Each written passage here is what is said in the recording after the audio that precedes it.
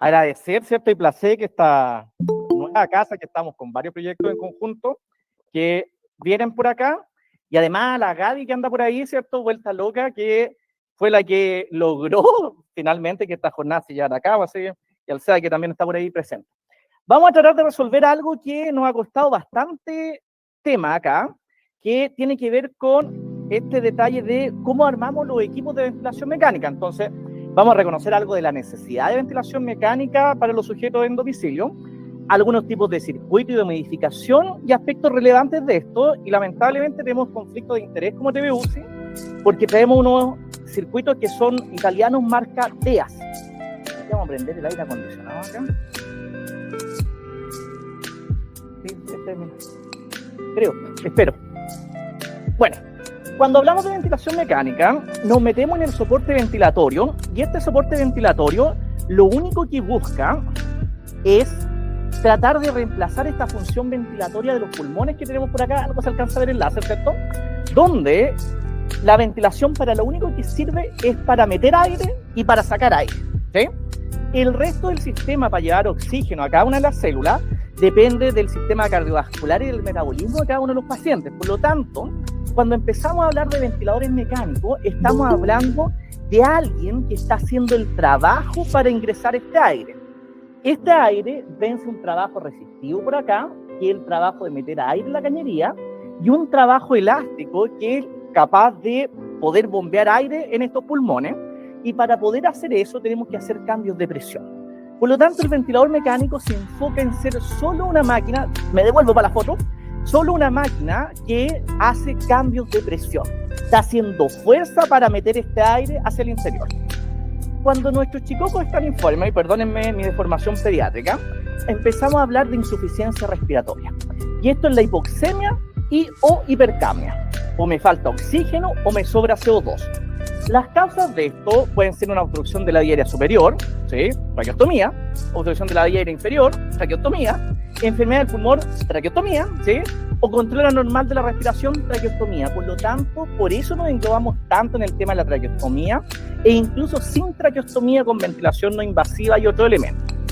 Y teóricamente, para arreglar estas cosas, la solución es sencilla. En el caso de la hipercapnia, aumento de CO2, lo que yo hago es ventilar. Y para ventilar tengo que dar más volumen corriente, disminuir el espacio muerto o aumentar la frecuencia respiratoria. O sea, que después, si quieren, las compartimos en una nube los asistentes, ¿ya? No, de verdad, súper libre, para que no se maten ahí sacando fotos. Y para mejorar la oxigenación, tenemos el otro lado que podemos dar oxígeno o aumentar la presión que está dando este ventilador en los pulmones.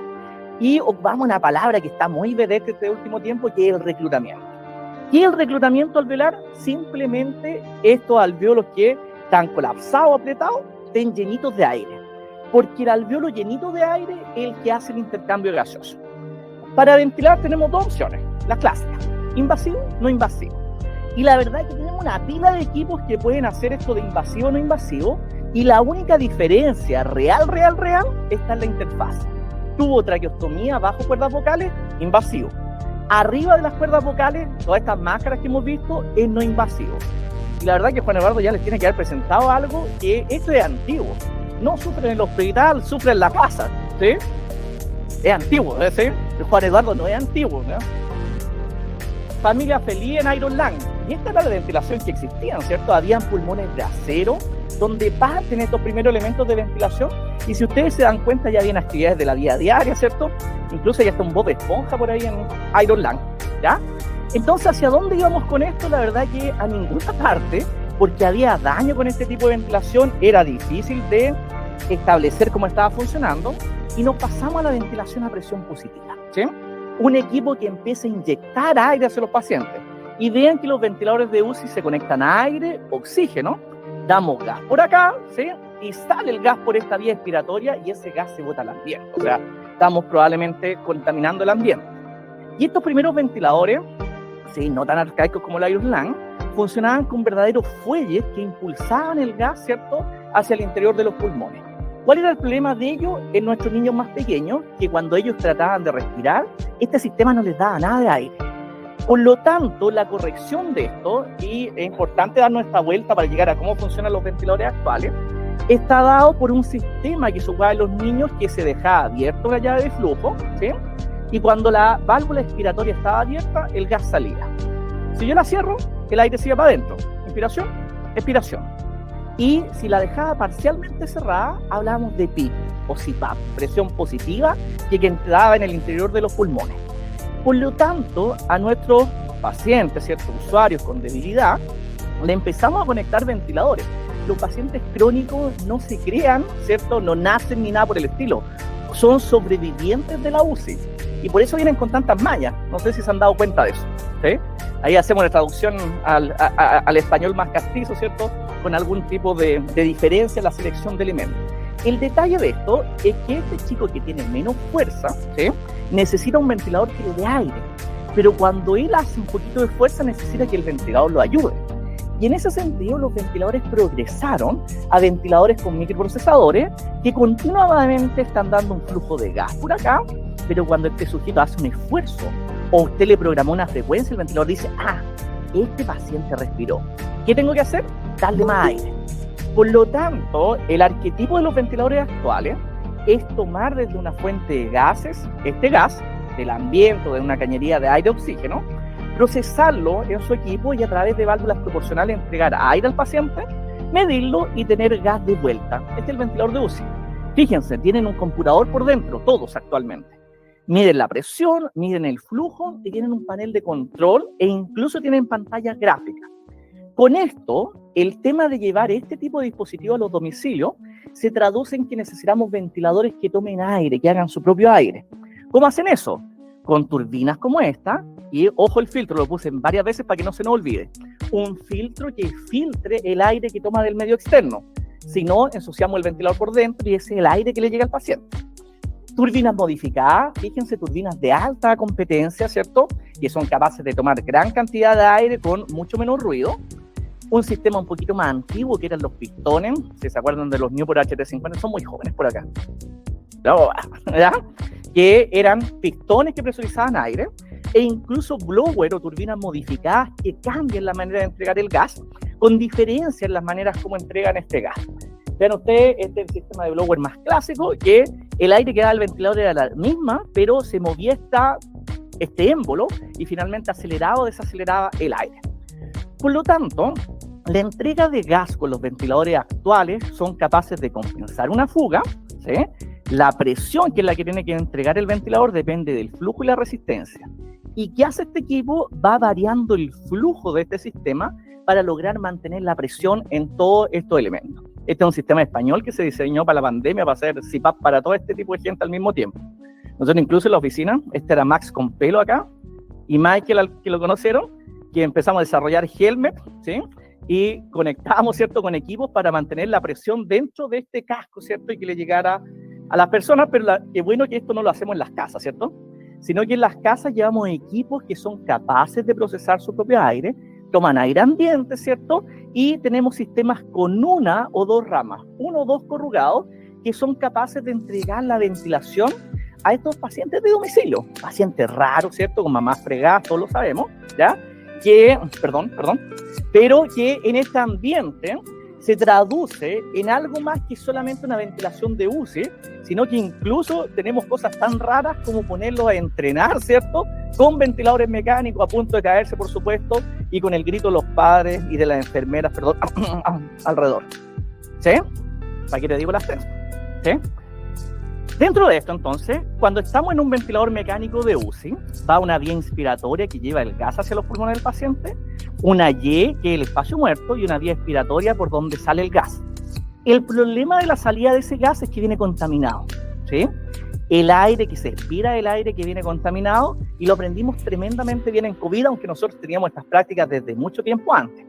Cosas tan importantes como el ambuceo, ya, bien chileno, ¿cierto?, es que en una técnica de ventilación manual vean la nube de gases que se liberan alrededor del mismo sujeto. Por lo tanto, el uso de filtros empieza a ser bastante interesante en filtrar el gas que le damos al paciente, pero importantemente en filtrar el gas que sale de este paciente, ¿tá? Es el aire contaminado. ¿Cuáles son las recomendaciones generales? Evita abrir el circuito, no esté desconectando a cada rato el paciente. No sé si eso se ve en domicilio. ¿sí? A cada rato están con la manguera el paciente para todos lados. ¿Sí? Para asegurar la no dispersión de aerosoles. Use sonda de succión cerrada, sí, claro, pero tiene alguna indicación específica. Si un paciente se aspira una vez al día, la verdad que no vale la pena, pero si se está aspirando más de 6 o 8 veces al día, claramente hay que pensarlo. No cambios rutinarios de circuito, y esto a nivel hospitalario, los cambiamos con suerte cada 30 días. Y no es que seamos cochinos, a lo mejor sí, ¿ya? Pero bueno. Ocupamos circuitos estériles más que desechables, lo vemos en todos los domicilios, pero este no cambio rutinario es que la manipulación hace que estos sistemas invasivos se contaminen. Pero los domicilios cambiamos cada 14 días porque muchas veces estos circuitos pasan por el suelo, van al colegio, van a varios lugares, ¿ya? Y vean que incluso en sistemas de succión cerrada podemos ocupar filtros entre medios sin ningún problema, ¿ya? Por alguna razón algo salió mal acá, pero esos no son signos de pausa, sino que existen diferentes tipos de filtros, como los EPA, que son los más top de alta eficacia, virales bacterianos, que nos sirven muy bien a nivel de domicilio, las HME, que son las narices artificiales, intercambiador de calor y temperatura, que eso no lo recomendamos como filtro, porque tienen el detalle de que no son filtros, solamente intercambiadores, y las HMF, intercambiadores de humedad y temperatura más filtros, es así recomendable. Fíjense bien, uno piensa siempre en mallas como filtros, pero la estructura interna de los filtros es bastante más compleja, ¿sí? Son sistemas entrelazados que permiten contener, ¿cierto?, la contaminación ambiental que tienen. Y hay filtros mecánicos de este cartón corrugado o filtros electroestáticos que una mamá me dijo que parecían pétalos desmaquillantes. No tengo idea de qué es eso, pero parece que es cierto. Respecto a esto, en cambios de filtro, se sugieren cambios entre 24 y 72 horas, ¿sí?, en ambiente hospitalario. Pero fíjense que hoy día tenemos artículos ya del año 2000 que nos dicen los filtros son seguros hasta una semana, ¿sí? No más que eso. Cambiarlos cuando estén en disfunción, roto, obstrucción, con contaminación visible o exceso de humedad, ¿sí? Y nos empezamos a meter en otro tema. ¿Cómo le damos humedad a nuestros pacientes? Hay bastantes elementos para entregar humedad, pero los realmente disponibles para domicilio son la humedad calefaccionada activa, agua y calor, base calefactora, o sistemas no calefaccionados pasivos, HME, ¿cierto? Narices artificiales, donde empiezan a aparecer un sinnúmero de filtros humidificadores como estos, que tienen diversos tamaños y también tienen necesidades especiales para su uso. La ventilación mecánica da contaminación aérea, y fíjense que la ventilación no invasiva es capaz de tirar chorros hasta 2 a 3 metros de distancia del sujeto, cuando está mal conectada, y ciertamente esto es capaz, como pueden ver en estas diferentes publicaciones de SCUI, de contaminar el ambiente. Pero también, ojo, y esto es el cuidado que tienen que tener ustedes en la atención de estos usuarios, es que la tos también es capaz de contaminar el medio ambiente de manera muy potente. O sea, cúbranse para todas sus atenciones. Y no es porque vayan a contaminar al paciente, es porque se van a contaminar ustedes. Y además de eso, las superficies de estos sujetos se contaminan rápidamente, ¿ya? Por lo tanto, los virus respiratorios, que le tenemos mucho miedo a los estornudos del SEBA actualmente, ¿ya?, es que no es la gran problemática, sino que tiene que ver con el depósito, ¿cierto?, en superficies de estos elementos. Vamos a armar circuitos. Vean ustedes que el circuito más clásico es una vía inspiratoria, una vía expiratoria y una Y de paciente. Pero para que esto funcione con filtro y humedad, tenemos que ser capaces de ponerle un HMF acá, que contenga la humedad del paciente y en la próxima inhalación absorba esa humedad y temperatura y que no contamine el medio ambiente. No tengo HMF. Chuta, ¿cómo lo hacemos bien? Ocupa un HME, pero ponle un filtro EPA a la salida. Evita contaminar el ambiente. Pero como esto no lo ocupamos rutinariamente, sino que ocupamos bases calefactoras, lo que tenemos que lograr, y fíjense que aquí aparece ya, es poner un filtro en la vía expiratoria para evitar que se contamine el ambiente, ¿sí? El aire que le llega al sujeto viene bien, ¿sí? El problema es el aire que bota este sujeto. Pero van a decir, nosotros no ocupamos estos circuitos de 2 ramas en las casas. ¿Qué hacemos? Una vía inspiratoria, un portal exhalatorio. ¿Cómo filtramos el gas? Una HMF acá, sistema pasivo, sencillo, que filtraría el gas del ambiente. Pero fíjate que eso nos sirve para el traslado. En la casa, ¿qué hacemos? Ponemos un filtro EPA, ¿sí? Filtramos el gas que va al paciente y el portal exhalatorio queda abierto, ¿sí? Por lo tanto, lo más tóxico que pueden hacer ustedes, puede ser una prueba de amor también, es respirar el gas que sale de esta posición, ¿sí? La verdad que eso sería un compromiso total, ¿sí? Me llevo todos tus bichos, son míos ahora.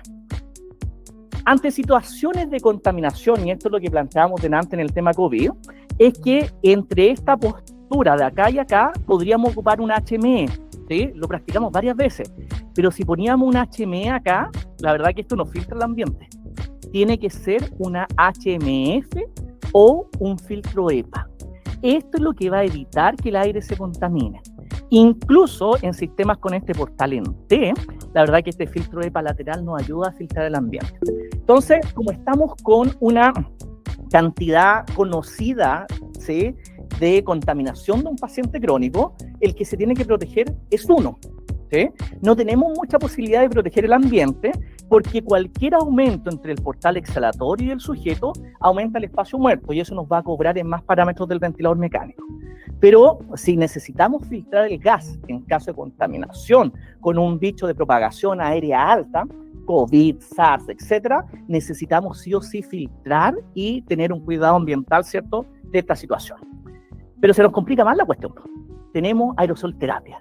¿Dónde le ponemos los PAF al paciente? Y la verdad es que lo único que conocemos habitualmente son estos de las flechitas. El resto son caros, poco disponibles, menos entendibles. O, como estamos sofisticados en TVUCI, tenemos aerogen o nebulizadores de malla vibratoria que se pueden poner en la cámara o cerca del sujeto. Fíjense bien que el mejor conector de esta flechita se debería conectar en la vía inspiratoria del paciente, ¿sí?, si estamos en humidificación activa. Y si estamos en pasiva, obviamente del filtro hacia el paciente. Fíjense bien, esta es la clásica pregunta. ¿Flecha para el ventilador o flecha para el paciente? Flecha para el paciente aquí, no te queda de otra, ¿sí?, porque si no va a tapar el filtro. En el caso de acá, tenemos varios estudios relacionados al tema de la flecha, incluso no nos aprobaron el comité de ética ni nada por el estilo, porque alguna vez se nos ocurrió decir la flecha va para ese lado y así debería funcionar. Y cuando quisimos medirlo, el fabricante dijo, no, si ustedes nos dijeron que funcionaba así, así que no hubo caso. No hemos encontrado grandes diferencias para dónde va la flecha.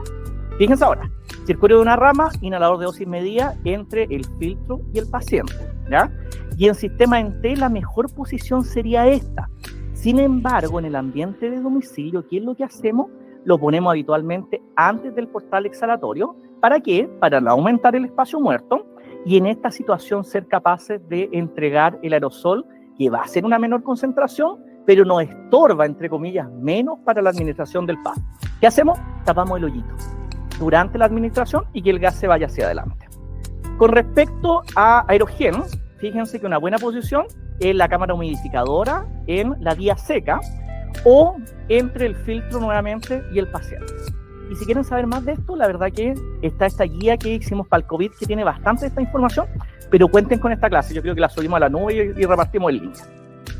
Finalmente, estamos bien, ¿sí? Para ir finalizando esto, tenemos diferentes configuraciones de, diferentes configuraciones de circuito. Y vean ustedes que ventiladores clásicos como el Trilogy nos dicen, ocupa un corrugado, ponle un filtro extra por acá y tú puedes conectarte a traqueostomía, a una máscara con hoyitos, con portales, o a un sistema, ¿cierto?, que tenga una válvula exhalatoria acá. ¿Cuál fue la problemática de esto?